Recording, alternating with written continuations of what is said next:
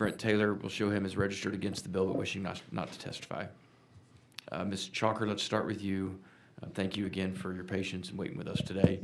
I've got you registered on behalf of yourself testifying against the bill. Is that correct? Yep. All right, thank you. Go ahead. My name's Candace Chalker, formerly Candace Clark. Nathan Clark was my brother. And my mom's back there. My brother is gone because UPS did not care to follow guidelines. They did not care to follow policy. I'm a big policy person. I worked for TDCJ. I know policy. I support it. I love organization.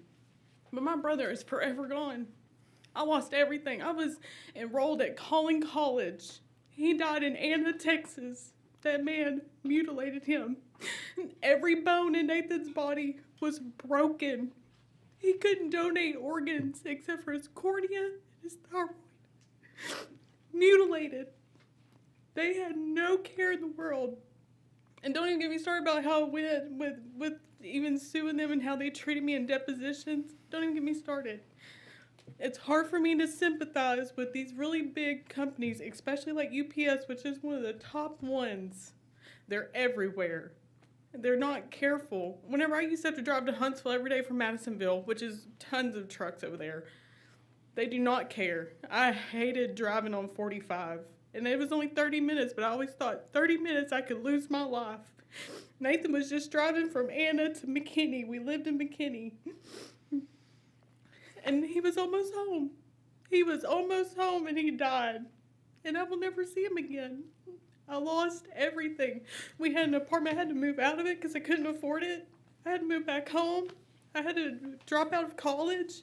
Luckily, I went back. But that had a huge impact because I had to write a whole long letter. It just didn't even get my Pell Grants back to show that my brother was dead and say, hey, this is why. And it's hard for me to sympathize and say, you know, because I know they're not all bad, but whenever we found out the information we did, and knowing that I had to call my own mama, at 23 years old, I surpassed my oldest brother. I had to call my mama and tell her her son was dead. Not the doctors, not the police. I told my own mama. I told my brother. I told my grandmother. I will never forget. I sent the Nicole McElduff screaming on the other end of the line.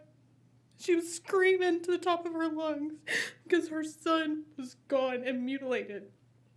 Mutilated.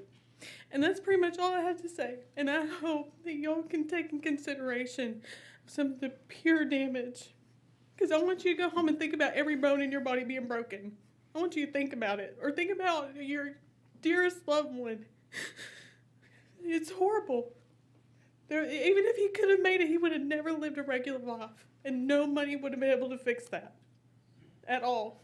I don't care about the money. I wanted my brother. I wanted my best friend. That's all I have.